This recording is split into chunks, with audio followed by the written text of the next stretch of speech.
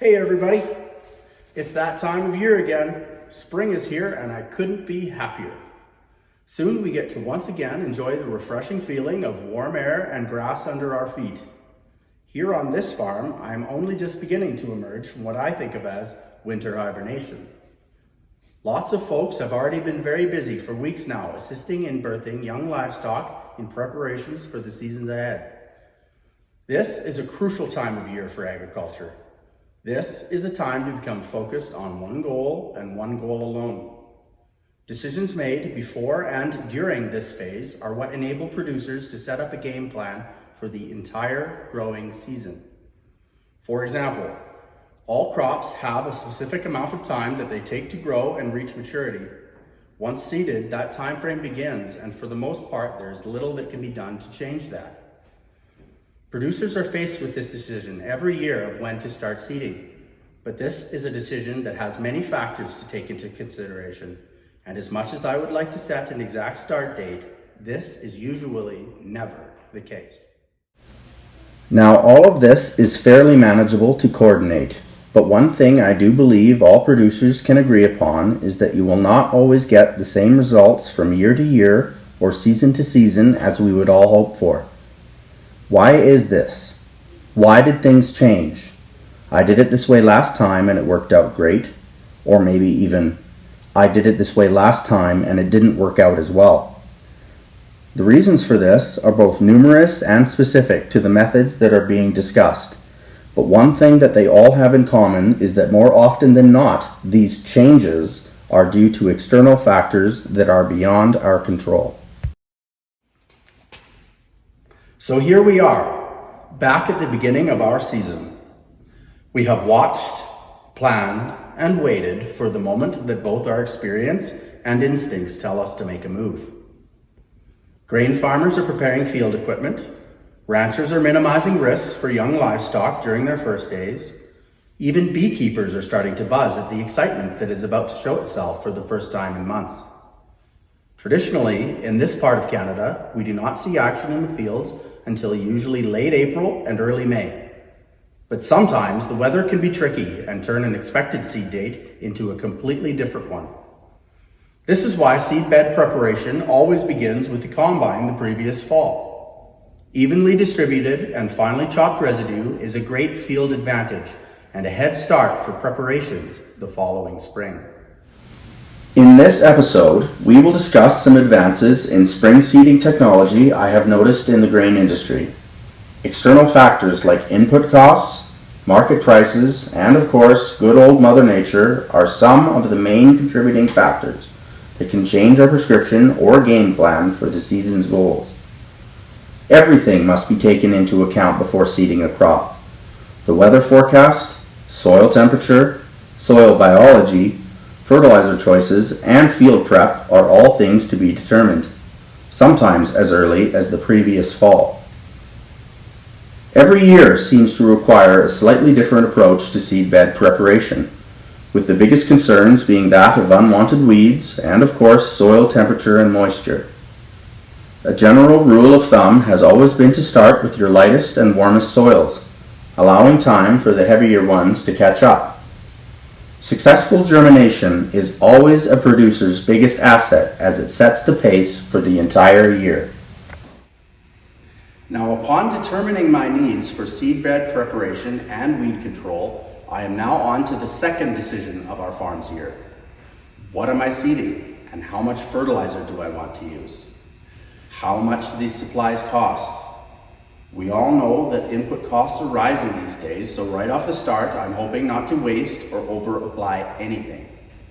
Now that I have my supplies, what day should I begin seeding my latest maturing crop? This is where factors like soil type, soil temperature, and moisture come into play, as I mentioned earlier. Today, I am at Novlin Brothers in Paradise Hills, Saskatchewan, taking a look at a few of the options that can be used for the various types of soils and seed beds that are encountered in the prairies, and an opportunity to see some modern seeding equipment that prevents input losses, utilizing sectional shut-off control and variable rate farming. The combination of these two technologies can dramatically improve the over-application of seed and fertilizer, Especially with the combined power of data recording and prescription farming, these tools become very powerful at saving your farm money in the long run. Harrows are a common method for both spreading the previous year's straw residue and to break up or disperse dirt clods and fertilizer. This is likely one of the fastest methods for covering a lot of ground quickly and applying a light working to the top of the seed bed. I have used and observed farmers operate this machine during spring or fall, and generally the only issue that can get in the way is having residue that is too damp and refuses to spread. And we all know what that looks like.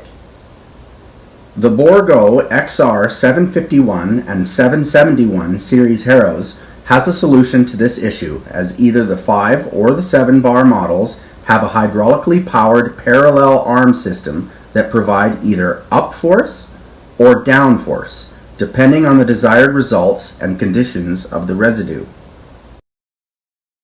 Here is a Salford Independent Series vertical tillage machine.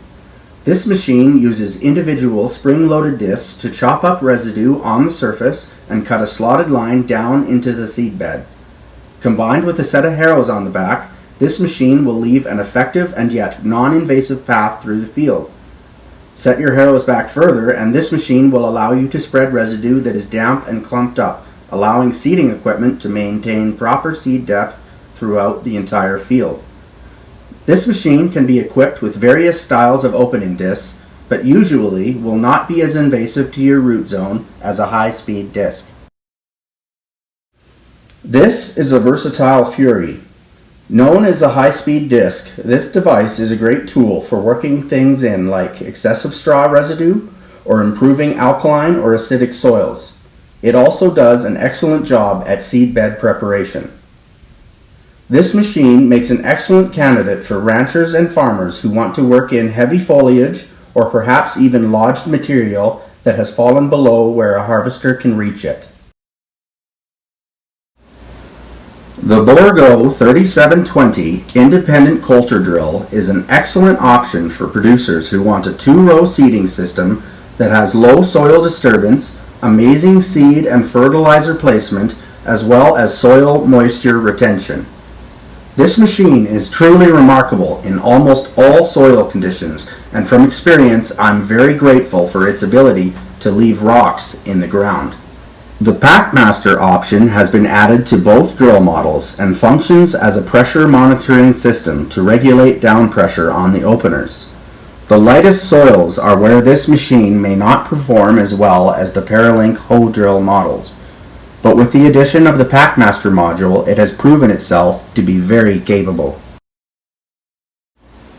The 3335 QDA Paralink hoe drill is Bourgault's entry into the double shank market.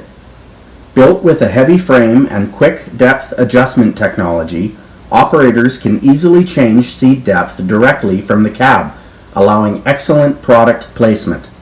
Combine that with the Trimax mid-row bander and there is never a worry of placing seed too close to your fertilizer. Each of these machines have been paired with the X35 Apollo touchscreen and have numerous features built in to ensure the device is operating exactly the way that you want it to.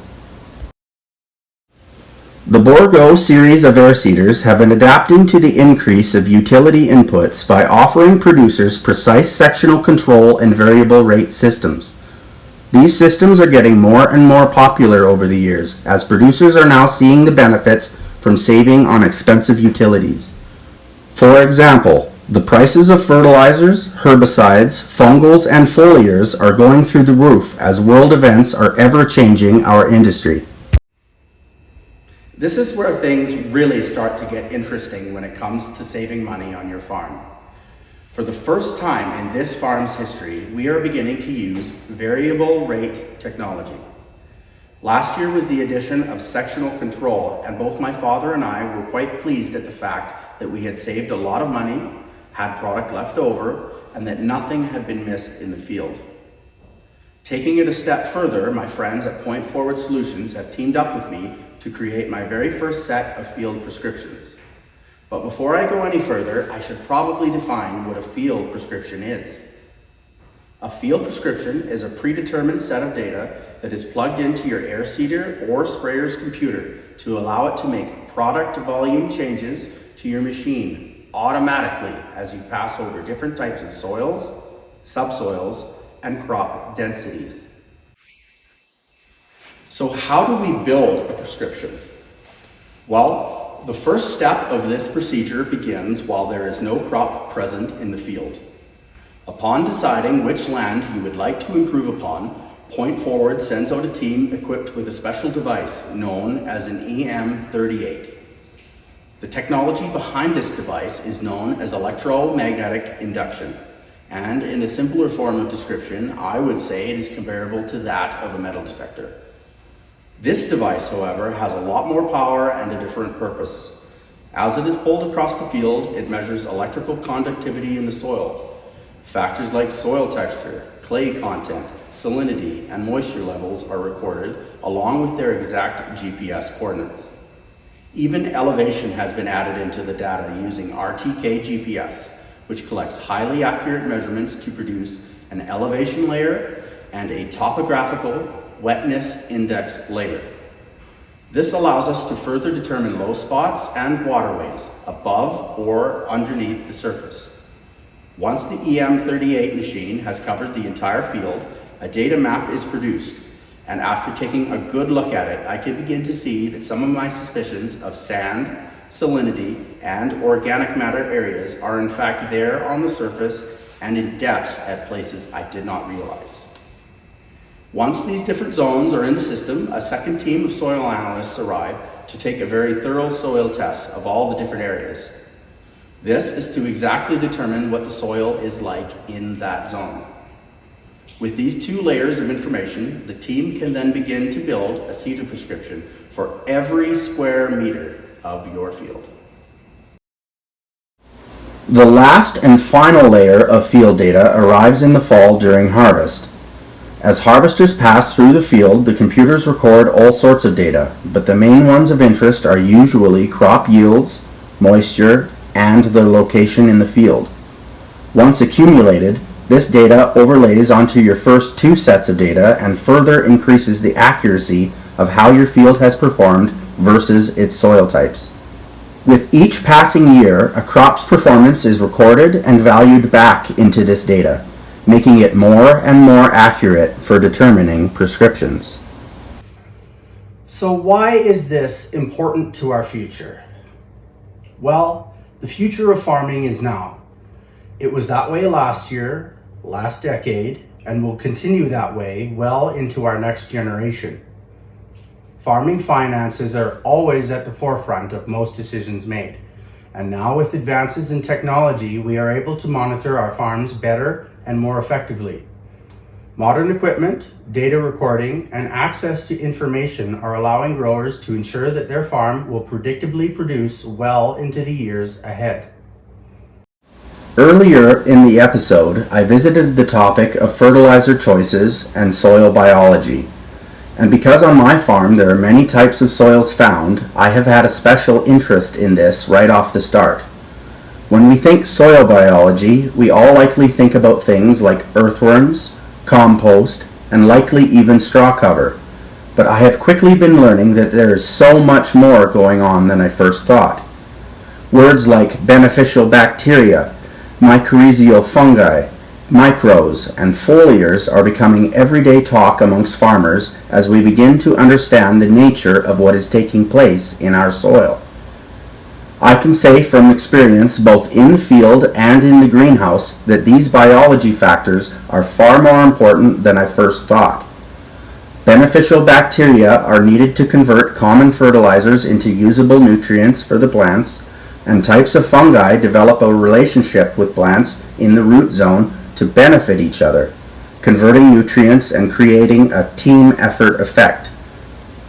If you have these things going on, you will likely be seeing the happy earthworms in your soil. And earthworms like crop residue, so feeding them only furthers this natural process. Depending on your farm's requirements, there are numerous answers, solutions, and alternative options that have become available to producers. Products like low salt fertilizer, humic and fulvic acids, seed treatment, micronutrients, and sulfate formed fertilizers are just a few of these options. Even things as simple as the right seedbed tool and proper root zone characteristics can greatly sway results from year to year. But, like on any farm, this is a decision that can only be made by the farmers themselves. We know the land. We can tell if it is changing. We see the effects in real time, and because of that, we have the best chance of making the correct decisions for our future.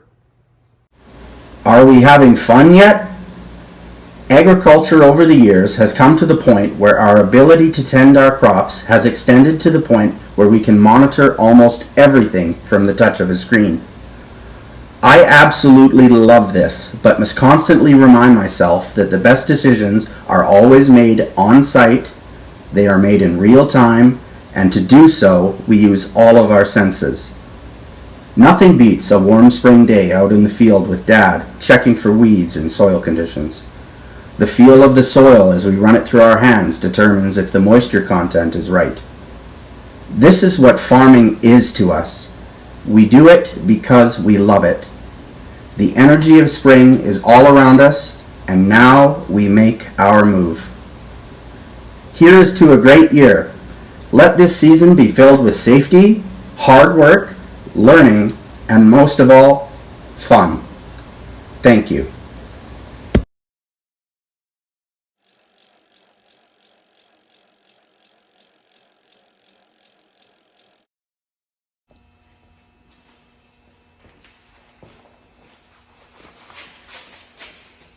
It's that time of year again. We're getting ready to go up on the thing, and when we get there, things are gonna be good. Let's have a look at the door, see what that looks like. We got the door open, maybe that's gonna help. So what are we gonna do? At the beginning of every season, I'm always anxious to get up in this thing.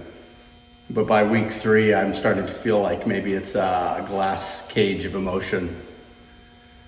Busy thinking about farming stuff, talking to myself. It's gonna be fun. Here's to a good season.